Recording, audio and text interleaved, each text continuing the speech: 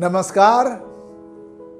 5 फरवरी 2023 को रविदास जयंती मनाई जा रही है।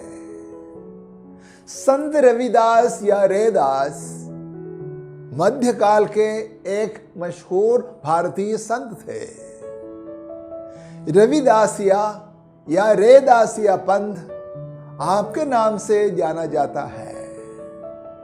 आप जात पात को लेकर चल रही छुआछूत के खिलाफ उठी सबसे बुलंद आवाजों में एक थे। रविदास 15वीं शताब्दी में पैदा हुए थे, यह मान्यता है।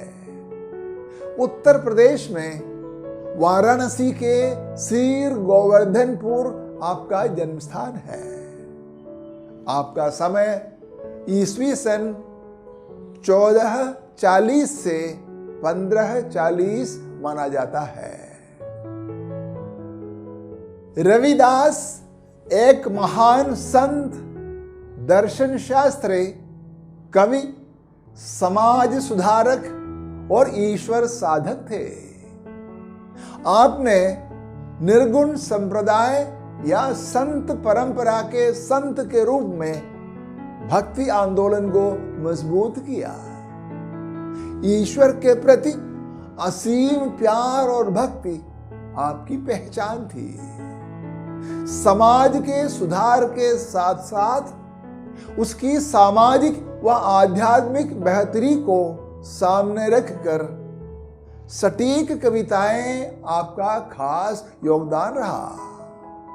साथ ही संत रविदास के रचे कुछ 41 लेख व भजन सिख समुदाय के धर्म ग्रंथ गुरु ग्रंथ साहिब में शामिल हैं। यह बड़े श्रेय की बात है।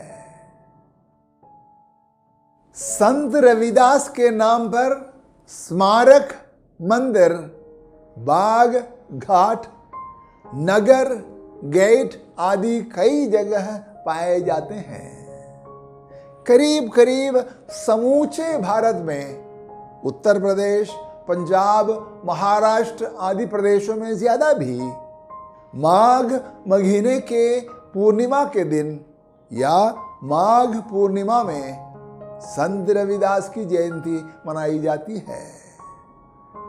आपकी जयंती पर खास तौर पर और भिन्न भिन्न पर्वों के मौके पर आमतौर पर भी लोग, खासकर रैदासी संप्रदाय के लोग, आपकी प्रेरणादायक कविताओं, दोहों, गीतों और भजनों को तल्लीन होकर गाया करते हैं।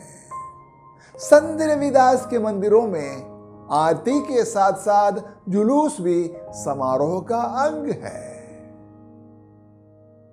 आपके पिता जूते का व्यापार और मरम्मत का काम किया करते थे, इसलिए ईश्वर के भक्त होकर भी आपको तथाकथित ऊंची जाति के लोगों के हाथों भेदभाव का शिकार होना पड़ा था।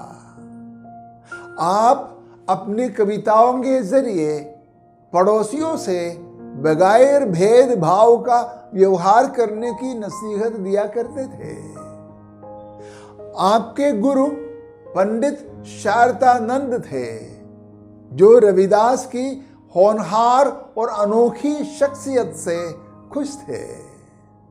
रविदास अपने पारिवारिक पेशे से नहीं जुड़कर सामाजिक मामलों में लगे रहते थे, जिसकी वजह से आप घर से अलग भी कर दिए गए थे। रविदास ने बेगमपुरा शहर को एक आदर्श समाज के रूप में खड़ा करने में अहम भूमिका निभाई। आपका नजरिया यह था कि वहां लोग आपस में ऊंच नीच का भाव नहीं रखते हुए और बगैर किसी गम, डर व दर्द के तथा अमन, चैन व इंसानियत से जिए। वहां किसी को गरीबी को लेकर ही नहीं, अपनी जाति को लेकर भी शर्मिंदा होना न पड़े, यह भी आपकी चाह थी। आप अपने लेखन के जरिए ऐसी तालीम दिया करते थे। रविदास मीराबाई के आध्यात्मिक गुरु के रूप में जाने जाते हैं। मीराबाई राजस्थान के राजा की बेटी और चित्तौड़ की रानी थी। रविदास की तालीम से प्रेरित होकर मीराबाई ने रविदास के लिए लिखा था कि गुरु मिलिया रविदास जी। मीराबाई के दादा रविदास के अनुयायी थे, जिसकी देखरेख में वो पली और बढ़ी। रविदास की अमिट छाप मीराबाई पर पड़ी, यह रविदास की गुरुता की खूबी है। एक बार की घटना है, रविदास के एक चेले ने पवित्र नदी गंगा में नहाने की इजाजत मांगी। रविदास ने कहा, मन चंगा तो कठौती में गंगा। मतलब है शरीर को आत्मा से पवित्र होने की जरूरत है, न किसी तथाकथित पवित्र नदी में नहाने की। अगर मन साफ है तो हम पूरी तरह से पवित्र हैं, चाहे हम घर में ही क्यों न नहाए। साफ है, रविदास के नजरिए में कर्मकांड से नहीं, भीतरी साधना से रूहानियत और पवित्रता की साधना होती है। एक दूसरी घटना है जिसके तहत उस समय के राजा ने किसी वजह से एक ब्राह्मण को शेर द्वारा मारे जाने का हुक्म दिया। रविदास को इस बात की जानकारी मिली। आप उस ब्राह्मण के पास गए और उसके साथ खड़े होकर उसे बचाया, जिस पर राजा व ब्राह्मण लोग दोनों एक साथ शर्मिंदा हुए। इतना ही नहीं, राजा और बहुतेरे ब्राह्मण लोग रविदास के अनुयायी बने तथा कथित ऊंच नीच के भाव के खिलाफ आप भीतर से कितने लगे हुए थे, यह घटना इस बात का सबूत है। रविदास ऐसे समाज में रहते थे जब लोग जाति, रंग, धर्म, लिंग, नजरिया, मान्यता, रीति रिवाज आदि को लेकर इंसान में फर्क किया करते थे तथा कथित निचली जाति के लोगों के साथ हर प्रकार से ज्यादतियां की जाती थी। उन्हें विद्यालय जाना, पढ़ना लिखना, मंदिर जाना, जनेऊ धारण करना, तिलक लगाना, धोती पहनना, पक्के मकान में रहना आदि नसीब नहीं था। हर प्रकार की आजादी से वंचित होकर समाज के हाशिए पर झोपड़ियों में गुजारा करना आम लोगों की मजबूरी थी।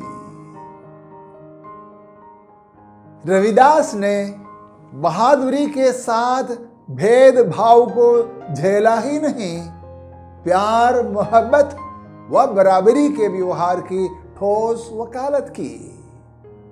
आप कहा करते थे कि इंसान कर्म से पहचाना जाता है और इसलिए इंसान को छुआछूत का शिकार बनाना महाजुर्म है। खुदा के सामने सभी इंसान बराबर है। भाईचारा और सहिष्णुता की भावना से ही सार्थक जिंदगी मुमकिन है।